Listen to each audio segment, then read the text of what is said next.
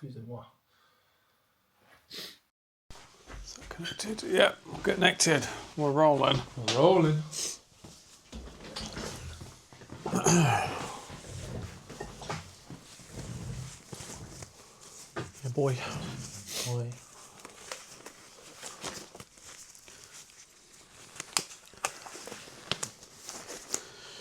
All right. Let's do this. What you got for me? What's the strangest tattoo request that you've had? So what's like the weirdest thing that you think you've done? I wouldn't say I get like I've ever had like really strange requests. It's more like strange people. You know, like when I came up, like when I started, we used to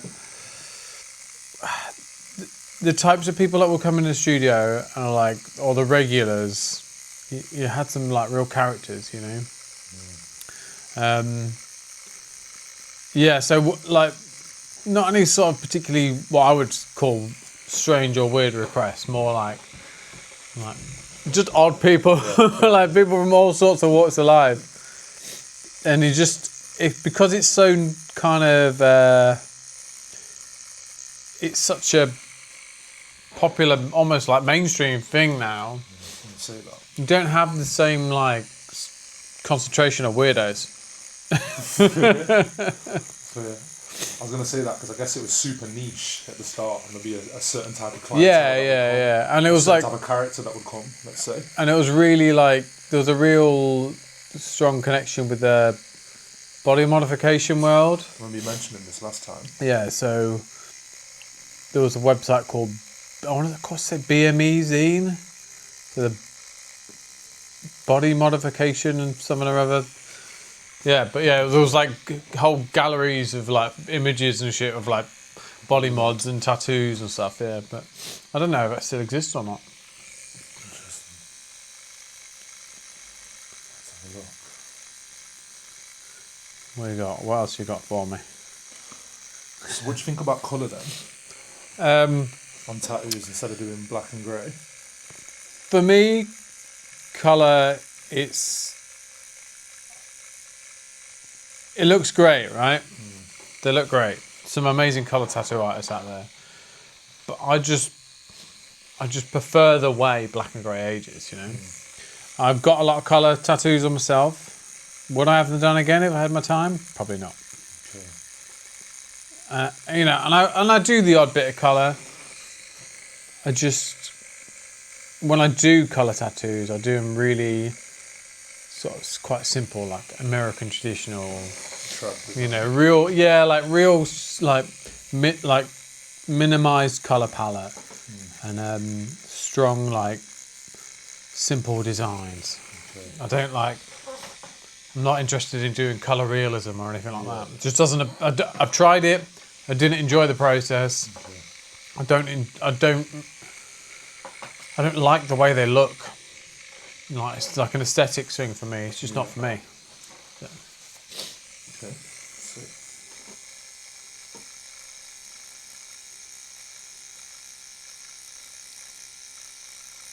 Keep them coming. Keep them coming, bro. Is there a specific like tattoo style that you prefer to do? Yeah, I mean, Chicano, fine line, black and grey, lettering, anything within that like that field, you know. I do a lot of sort of realistic black and grey stuff. I wouldn't say like hyper realism or anything like that. Okay. I like my work to sort of be. I try and tattoo for longevity, right? Yeah. So if you're doing hyper realistic black and grey, the reality is like a lot of the detail you're going to lose that anyway in like 5-10 years. That just as the way your body ages and the tattoo ages, that's not going to stick around forever. So sometimes you have to make design choices as you go, you know, to like and think about how it's going to look in the future. So that means like not every tiny little hair and like, or every little freckle, because, once you've been out in the sun for 5 years, that's gone anyway. So yeah, trying like black and grey, fine line, Chicano stuff, but what I would call fine line in its true sense is it's done with contrast, and it might be created using a single needle or a 3-round liner, but it's built with like contrast and line work. So not what like Pinterest calls fine line tattoos now, which is like a really like just a line of a really light, like I've seen a bunch of these super light like pet portraits, and there's no contrast, and I'm like, yeah, it looks great for the photo, show me that healed, or show me that in a year. And you don't see that on a lot of these profiles. You don't see the healed work or the settled work, I think it's a huge red flag if someone's not sharing their healed work. It's either they're not sharing it because they don't want to, or people aren't coming back to them. Just about to say that, put down returning clients. Yeah. So like, if somebody comes back to me and like their tattoo's not very like, it looks washed out or whatever, I'll just jump on it and spend like, even if I have to do it for free, I'll spend, a couple of hours just bumping up the contrast. Yeah. Because it's more important to me that like when you're out and about in the street and people see it, they can see what it is. And that like, 10 years down the line, you can still see what it is. It's going to be clear. Yeah. And age well, like you said. Because a lot of the tattoos I do now are going to outlive me, And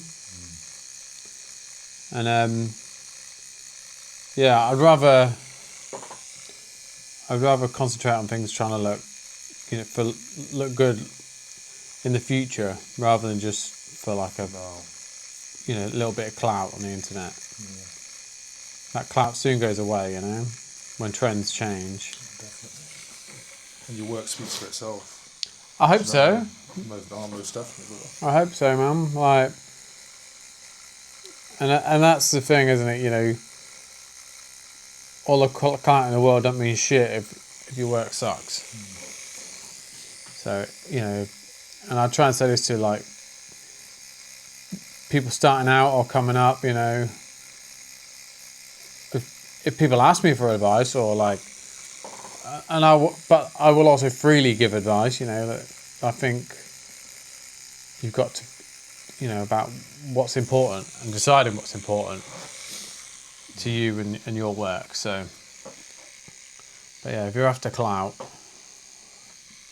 then I think you're chasing the wrong thing, Definitely. Well, especially when it comes to art, and it's something that's like self-expressive, and that's going to be on someone's body for so long. Like your ideals are not in the correct place if you're looking for clout, you're looking for the fame of it, like just to be this artist or just to be this specific type of person. There's a fucking load of ego around these days, I was telling you before how many horror stories I've heard in recent months of, tattooers' egos being out of control, and a lot of them are, what are probably considered big name artists. And like these are people that I've tattooed that are coming and telling me their horror stories of like the artists, just the way they treat them or their attitude or just all of it, and it's sad because then these people that have been tattooed, they've got a permanent reminder of that shitty experience. Yeah. And I don't want that. I'd rather people like have a positive, walk away from it feeling like they want to tell everyone about how good a time they had, and and how good it, that I made them feel good and maybe made them feel valued, because that's important. It's important to me when I get tattooed. So I want other people to feel the same. Especially when you're with someone for so long. Do you know what I mean? Fuck yeah, like, dude, like if you're doing, if I'm doing a full sleeve, I could be like 8-10 days hanging out, like fucking long 10 days if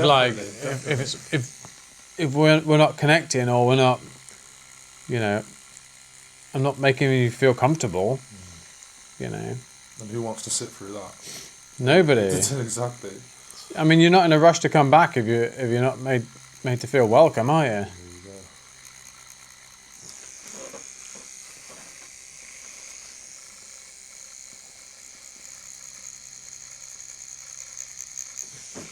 I feel fortunate that like I've had, relatively good experiences getting tattooed myself. I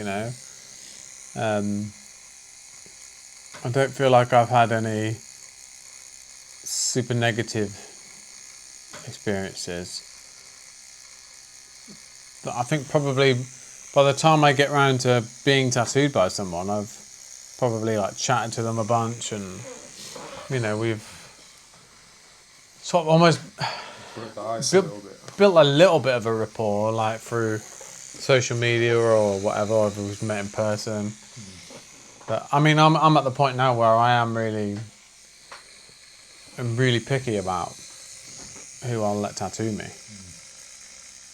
because I don't want any old shit on me. Of course. Even on like this energy thing, who you're around, like someone putting ink into your skin or putting art on your body, that's something that's personal to you. You want to make sure that experience is,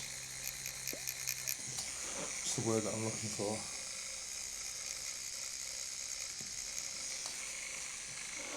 I can't even think of the word, Well, like a positive tattoo experience means means all of it, doesn't it? It means the initial contact. Like, did that artist get back to you in a timely manner? Yeah. Were they warm and chatty, or were they dismissive? And did you feel like you were an inconvenience to them? Because I hear that a lot. There's artists with an air of indifference, so someone might message them about getting tattooed and they just treat them with indifference. And like it's an inconvenience to talk to them.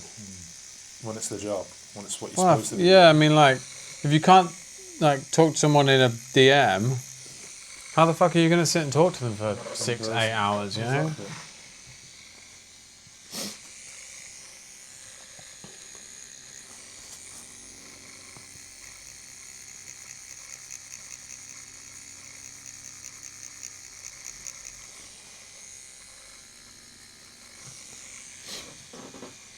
I've seen all sorts of fucking weird shit with the way tattooers behave, and how they treat the clients. I've seen artists show up after their clients already arrived, have nothing prepared, don't even like say good morning to the client. Then fuck about for like an hour, like cobbling something together, and then tattoo them for an hour or so, stop for lunch, come back, do a couple of more hours, and then like send them on the way and charge them a full day for it. Like that's not value. And then I also I've seen the other side of that, where an artist will do all those things, but they will be like chatting to the customer the whole time. They'll buy them lunch, and they've turned what probably could be quite a negative experience into a positive one, just by simply like taking the time to acknowledge that your client's existence. And it's like Which is just being a good artist, like it's just being a good human being, right? Very true. How would, like, I've had people come in here, and I've been like, oh, do you want a cup of tea? And that's the first time when getting tattooed that they've been offered a drink. You know, which is crazy to even think about, isn't it? Wild, Like, man. Like you think that'd be a normal thing? that's a typically British thing to do, right? Offer them a Somebody walks into your home or whatever. You're like, what's the first thing you do? Do you want a brew? You know, It's habitual. simple things, man, like that people are overlooking. You know, and I don't think it's fucking rocket science. And like, when they walk out the door, you know, giving them like some free aftercare shit and like a little follow-up email, like it's all basic like business and marketing stuff that like, I don't know, man, just seems to be wildly overlooked. Yeah, definitely. And you know, you've got artists that are complaining about how quiet they are. Oh, Tatman's dead, I'm dead, you know, I've got all this time, but they're not making like any effort to remedy that and change it or and adapt with the new times where social media is incredibly important right now. Yeah. To display your work and for people to access you, have contact to you.